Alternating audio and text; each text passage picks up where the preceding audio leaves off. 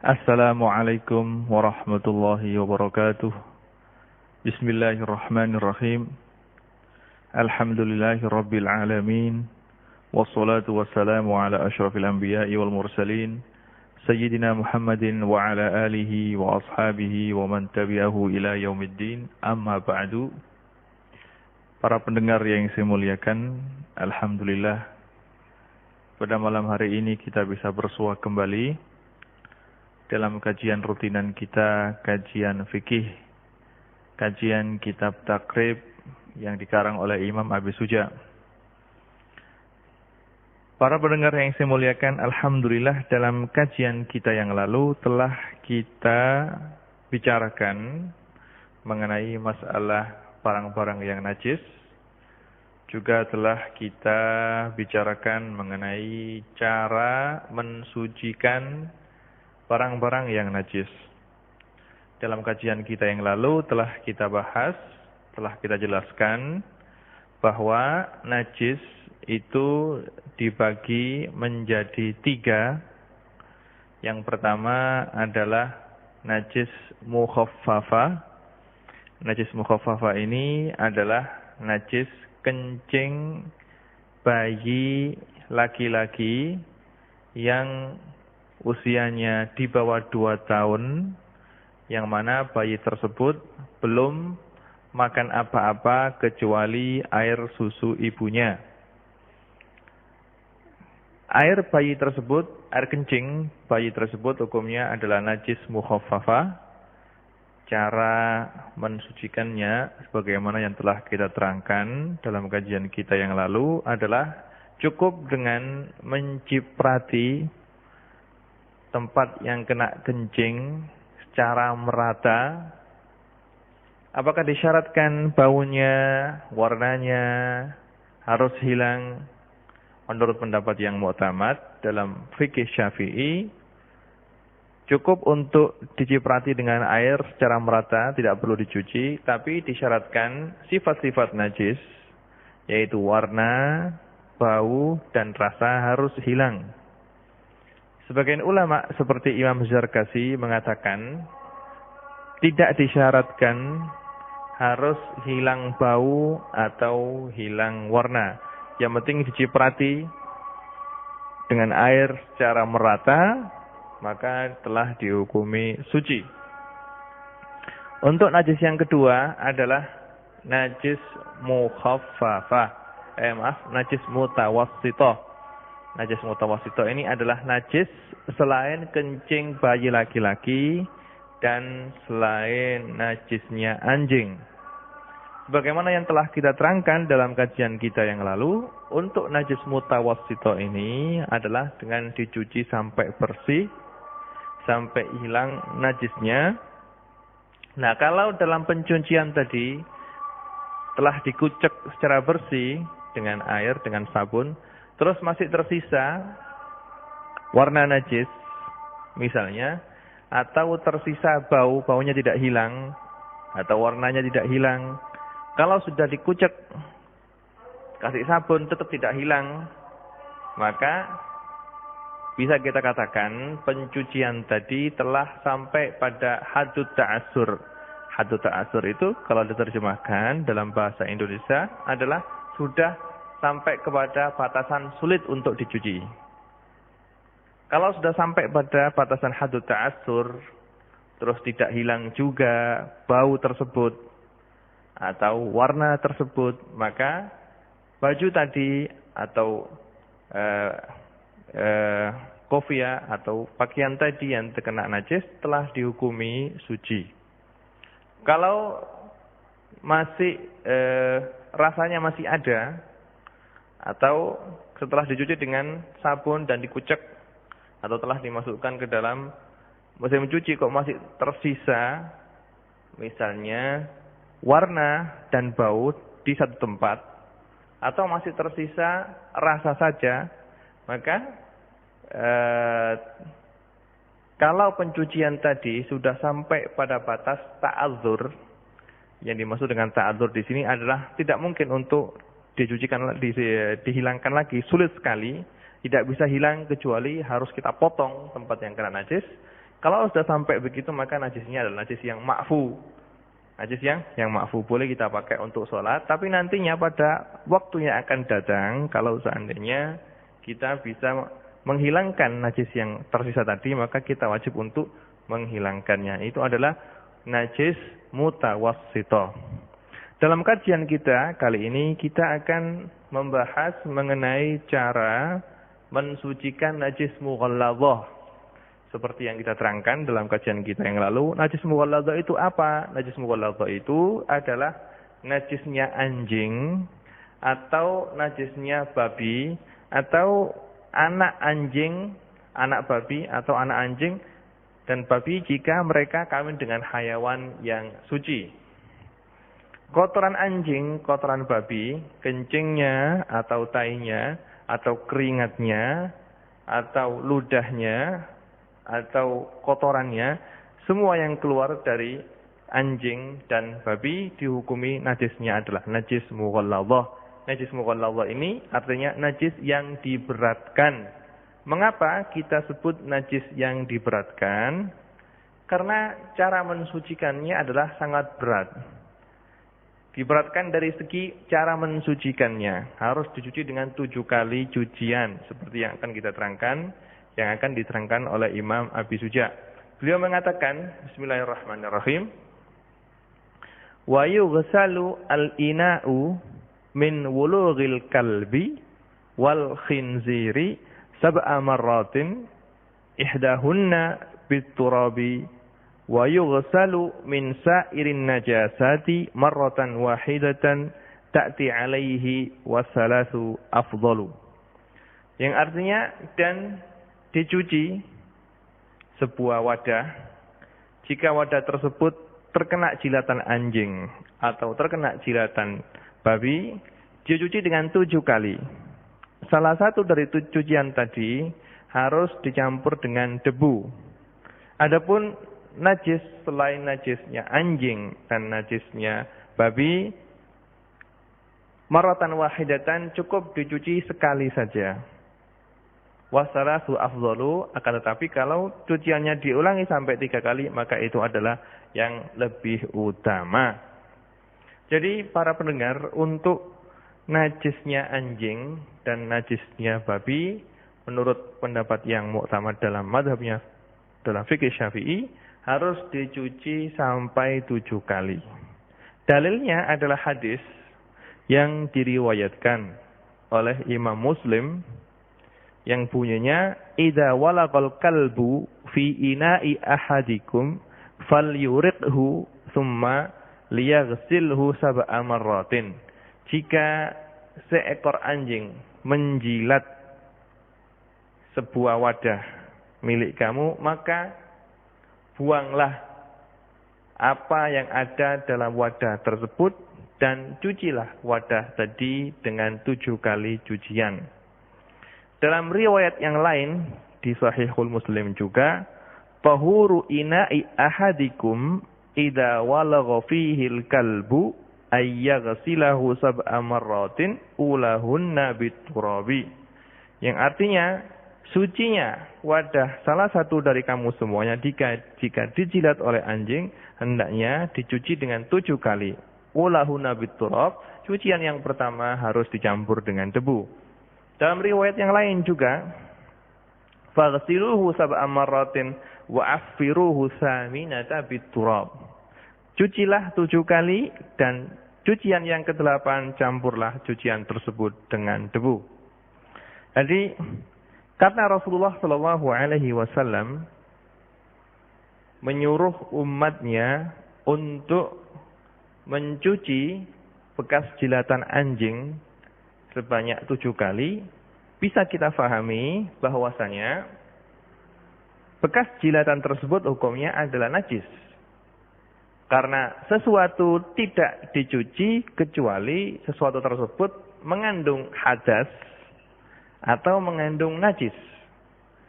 Mengandung hadas tidak mungkin, karena hadas itu cuma dimiliki oleh manusia saja, maka tidak ada yang bisa kita ambil kesimpulan kecuali kita katakan bahwasanya wadah yang telah dijilat anjing tadi adalah wadah yang najis, Kalau begitu berarti jilatan anjing itu sendiri hukumnya adalah najis. Para ahli fikih mengatakan, kalau jilatannya anjing itu najis, maka kotoran yang lain adalah lebih najis lagi. Karena jilatannya anjing itu adalah, atau lidahnya anjing itu adalah bagian dari anjing yang paling bersih. Paling bersih. Kalau bagian paling bersih saja najis, apalagi bagian-bagian yang lainnya yang lebih kotor dari lidahnya anjing tersebut. Dan dalam hal ini tidak ada perbedaan antara kencingnya anjing, darahnya anjing, keringatnya anjing, bulunya anjing, semuanya dihukumi najis kalau mengenai pakaian kita, mengenai piring kita, mengenai mangkok kita, maka harus dicuci sebanyak 7 kali. 7 kali. Cucian yang pertama harus dicampur dengan debu, atau cucian yang terakhir dicampur dengan debu. Di sana ada sebuah pendapat dalam fikih Syafi'i. Pendapat ini dinukil oleh Imam An-Nawawi dalam kitabnya Raudhatul Thalibin. Beliau mengatakan wajhun syad, mengatakan bahwasanya najisnya anjing itu cuma berada pada jilatannya saja. Adapun selain jilatan seperti kencing juga tainya, maka tidak tergolong najis mughalladhah. Yang dihukumi najis mughalladhah itu adalah jilatannya saja. Dan pendapat ini beliau condong kepadanya, sehingga dalam kitabnya Syarah Muhadzab beliau mengatakan innahu muttajahun wa qawi min haitsu dalil. Bahwasanya pendapat ini kalau ditilik dari dalil yang ada adalah pendapat yang kuat. Karena apa? Karena memang nas yang ada, yang kita dapatkan dari Rasulullah Shallallahu Alaihi Wasallam, semua itu pakai apa? Pakai kalimat idza walagha. Idza walagha, kalau inak atau kalau wadah kamu, piring kamu dijilat oleh anjing. Adapun selain jilatan tidak disebutkan oleh Rasulullah Shallallahu Alaihi Wasallam. Cuma yang muktamad, yang pendapat yang muktamad adalah bahwasanya semua kotoran anjing tidak ada terkecuali kencingnya atau keringatnya atau tainya atau bulunya, semuanya adalah najis mughalladhah. Sekarang, apakah babi itu statusnya sama dengan anjing, terbilang najisnya najis mughalladhah? Di sini dalam madhab Syafi'i, dalam fikih Syafi'i ada perbedaan pendapat, ada 2 pendapat. Pendapat yang pertama, dan pendapat ini adalah pendapatnya Imam Syafi'i, pendapat jadid, fikih Imam Syafi'i yang jadid, yang ketika beliau di Mesir, bahwasanya babi hukumnya adalah seperti hukumnya anjing. Kotoran babi, kencingnya babi dihukumi najis mughalladhah. Dihukumi najis mughalladhah. Alasannya adalah karena babi tidak boleh dipelihara sama sekali. Jadi melihara babi itu tidak diperbolehkan sama sekali, karena keadaan babi ini lebih jelek dan lebih kotor dari anjing itu sendiri. Maka secara otomatis kotoran babi dan segala sesuatu yang keluar dari babi lebih pantas untuk dihukumi dengan najis mughalladhah daripada anjing itu sendiri. Pendapat yang kedua, dan ini adalah pendapat Imam Syafi'i, qaul Imam Syafi'i qaul qadim, mengatakan bahwasanya untuk kotorannya babi dihukumi seperti najis yang lain. Karena nas yang ada atau dalil yang ada itu cuma menyebutkan anjing, maka babi hukumnya tetap najis, tetapi najisnya bukan najis mughalladhah. Babi haram untuk dimakan, dan semua yang keluar dari babi dihukumi najis, keringatnya semuanya najis, tapi tidak, najisnya bukan najis mughalladhah. Bukan najis mughalladhah, dan pendapat ini adalah pendapat yang dipilih atau dikuatkan oleh Imam An-Nawawi di kitabnya Majmu', dan beliau mengatakan bahwasanya kalau kita tilik dari segi dalil, beliau mengatakan ar-rajih min haitsu dalil, kalau kita tilik dari dalil bahwasanya yang lebih kuat kita katakan bahwasanya najisnya babi tidaklah najis mughalladhah, tapi najis seperti biasa mutawassithah, dan cara mencucinya tidak perlu untuk kita kasih debu, dan ini adalah pendapatnya banyak ulama juga.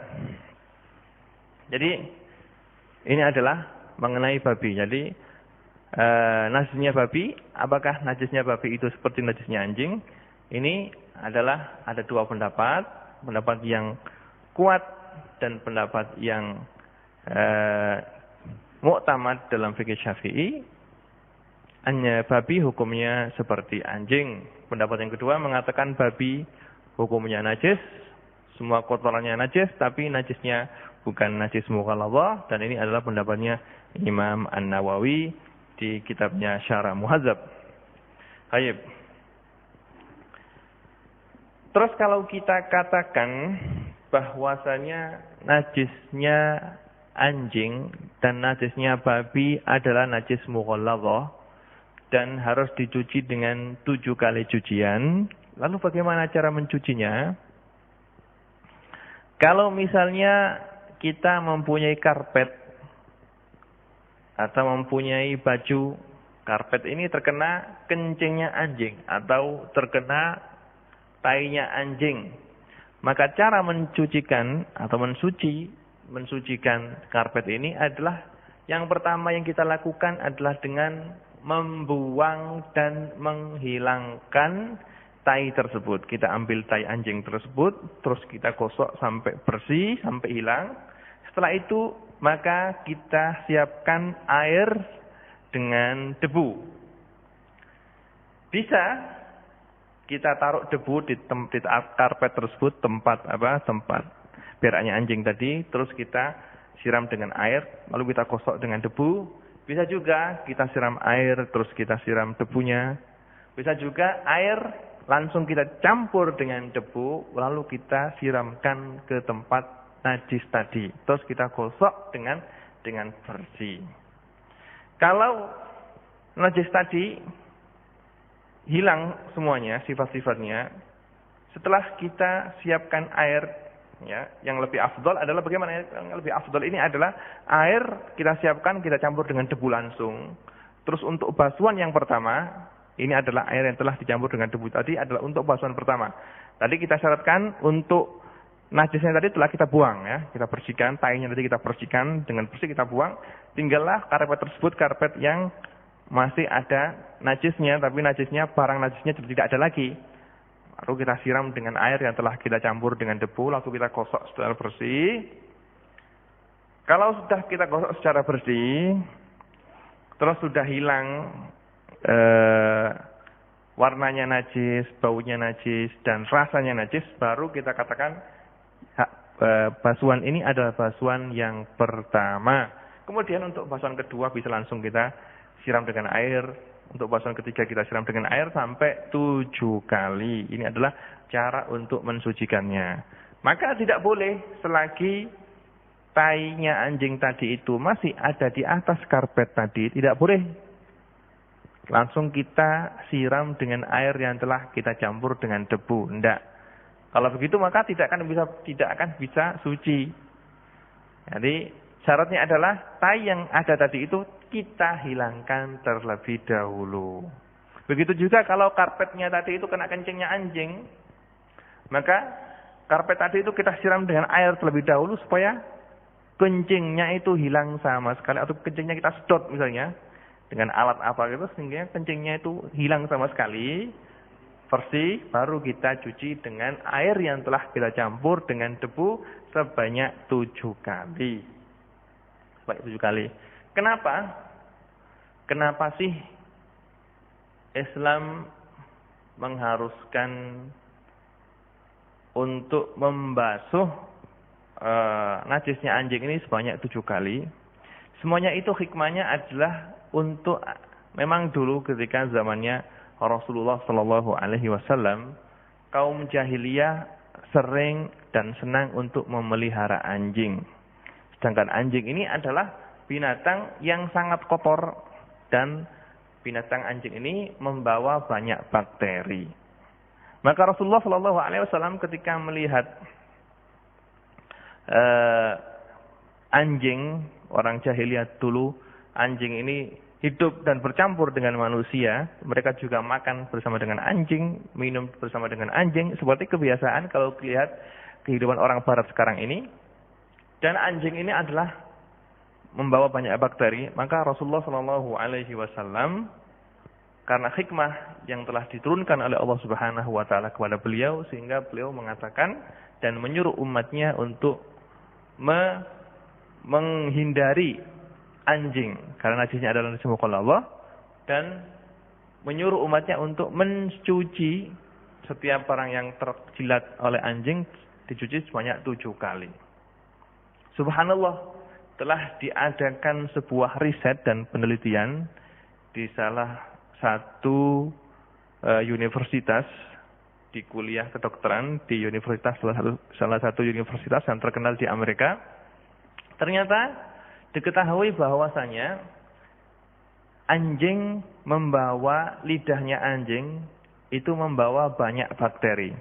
Yang mana bakteri ini adalah sangat membahayakan kesehatan manusia, dan bakteri ini subhanallah tidak bisa dimatikan secara tuntas kecuali disiram dengan debu. Jadi dalam mulut anjing itu dan dalam liur anjing itu ada banyak bakteri, yang mana bakteri ini tidak bisa hilang dan tidak bisa mati kecuali bakteri tersebut dibersihkan dan digosok, dicampur dengan debu, baru bisa mati.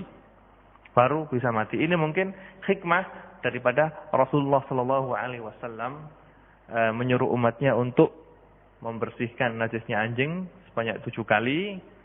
Karena Rasulullah SAW segala yang beliau ucapkan adalah berasal dari wahyu, wa ma yantiqu anil hawa in huwa illa wahyun yuha. Terus sekarang ulama Syafi'iyah berbeda pendapat. Seandainya debu tersebut kita ganti dengan alat pencuci yang lain seperti sabun misalnya atau detol, apakah cukup sebagai ganti daripada debu? Nah, di sini ada banyak pendapat. Pendapat yang pertama yang mengatakan bisa. Jadi selain debu bisa kita pakai untuk membersihkan najisnya anjing ini, seperti sabun atau bahan pembersih yang lain, detol atau flash atau yang lain, bisa kita pakai sebagai ganti daripada debu tersebut, boleh. Dalil mereka adalah dengan kias, ya, mereka mengkiaskan kalau memang dalam istinja itu yang disebutkan dalam nas itu adalah batu, yang disebutkan dalam dalil, dalam hadis adalah batu, maka para ulama memperbolehkan selain batu boleh dipakai untuk istinja, seperti tisu misalnya, boleh dipakai untuk istinja. Begitu juga seperti dalam hal menyamak kulit. Menyamak kulit kemarin telah kita jelaskan, termasuk alat yang kita pakai untuk menyamak kulit adalah kishrur rumman misalnya, kulitnya delima juga bisa kita pakai, juga kotoran burung kita pakai untuk menyamak. Maka ulama memperbolehkan juga segala sesuatu yang bisa kita pakai untuk menyamak seperti zat-zat kimia pada saat ini. Nah, dengan dikiaskan dengan hal ini, maka ulama mengatakan selain debu seperti bahan pembersih sabun atau detol atau flash, bisa kita pakai untuk membersihkan sebagai ganti daripada debu dalam pembersihan dan pensucian najis mughalladhah. Dan ini adalah pendapat yang dibenarkan oleh Imam Nawawi dalam kitabnya Ru'usul Masail. Adapun Imam Nawawi dalam kitabnya Ar-Raudhah dan dalam kitabnya Syarah Muhadzab, juga Imam Rafi'i dalam kitabnya Asy-Syarhul Kabir Fathul Aziz, beliau mengatakan bahwasanya selain debu tidak bisa kita pakai, tidak diperbolehkan untuk kita pakai untuk membersihkan najis mughalladhah najis mughalladhah ini yang bisa kita pakai untuk membersihkannya adalah cuman debu saja. Selain debu tidak bisa. Pendapat yang lain yang mengatakan bahwasanya kalau kita mendapatkan debu tidak apa-apa, tapi kalau kita tidak dapat debu maka kalau kita tidak mendapatkan debu maka bisa kita pakai bahan yang lain. Tapi kalau kita mendapatkan debu maka tidak boleh kecuali kita membersihkannya dengan pakai debu saja. Ini adalah mengenai najis mughalladhah.